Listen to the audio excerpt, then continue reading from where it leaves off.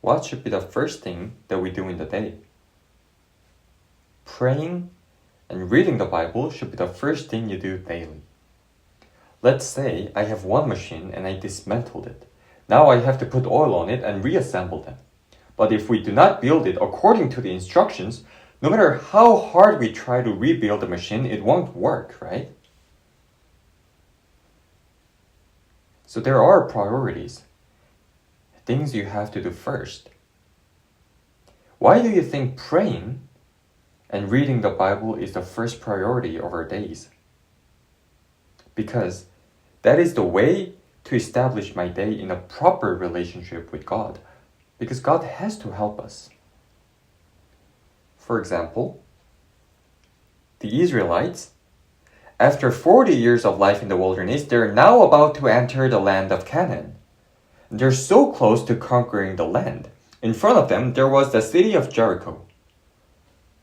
Now, the Israelites have different missions to accomplish. Prior to this point, their lives were just a life in the wilderness, constant walking, but now the new mission of conquering the land of Canaan was given to them. However, the city of Jericho they faced, that city is such a huge city and the walls were so thick and heavy. And the material was so thick that even carriages could run on them. The Israelites faced the difficulties here. How could we destroy that city? And how could we break those walls? They were contemplating and thinking, right? And you know what God commanded them? Circumcise yourselves. Do you know what circumcision is? It is a type of surgery for male phimosis.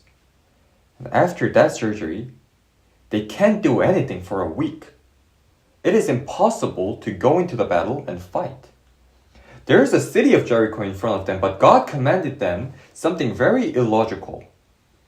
If God commanded them to make weapons, then that makes sense, right? If He commanded them to study and analyze how to break the wall, then that makes sense also. But what God told them to do was something that has nothing to do with the battle, circumcision. However, those Israelites, without any questions, they did it. And after that, they also kept the feast of Passover. And you know what happened after that? The commander of the army of the Lord came, and he says this to Joshua. As commander of the army of the Lord, I have now come. Meaning, do not worry about the wall of Jericho anymore. I will be with you all. Let's go to Joshua. Joshua chapter 5, verse 8. So it was when they had finished circumcising all the people. So after the circumcision, right? Let's go to verse 13. Verse 13. And it came to pass when Joshua was by Jericho that he lifted his eyes and looked, and behold, a man stood opposite him with his sword drawn in his hand. And Joshua went to him and said to him, Are you for us or for our adversaries? So he said, No. But as commander of the army of the Lord, I have now come. Now I have come, it says. Now. Why did it have to be now at that very point? What did God wait for? He waited until the Israelites finished their circumcision and kept the Passover. But if they didn't do circumcision and if they did not keep the Passover, will the commander come or no? No, right?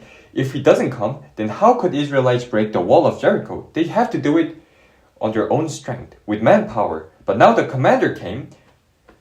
Will they use their own power or will God help them with His power? Now it's all God's power. Situation changed. So when does the commander of the army of the Lord come? When circumcision is done.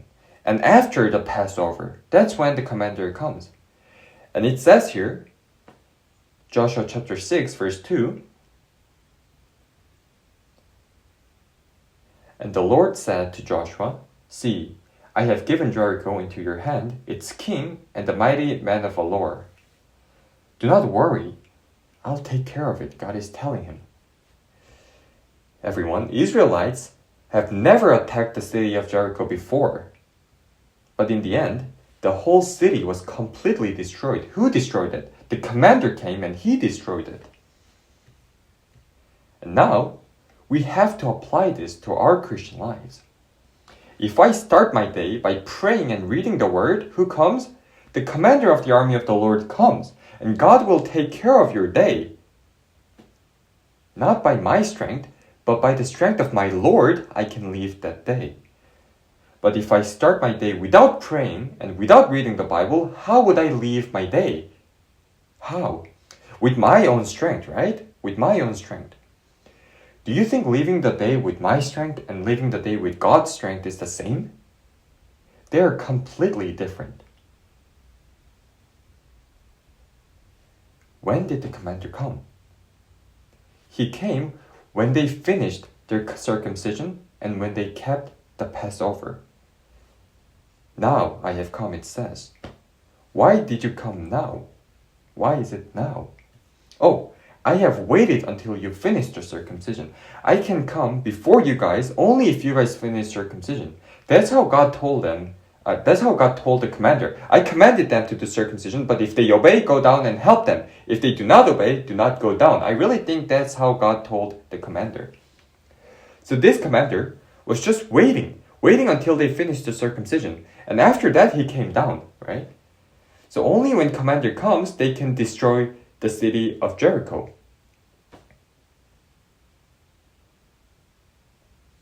Likewise, our Christian lives. Why do we have to start the day by praying and reading the Word?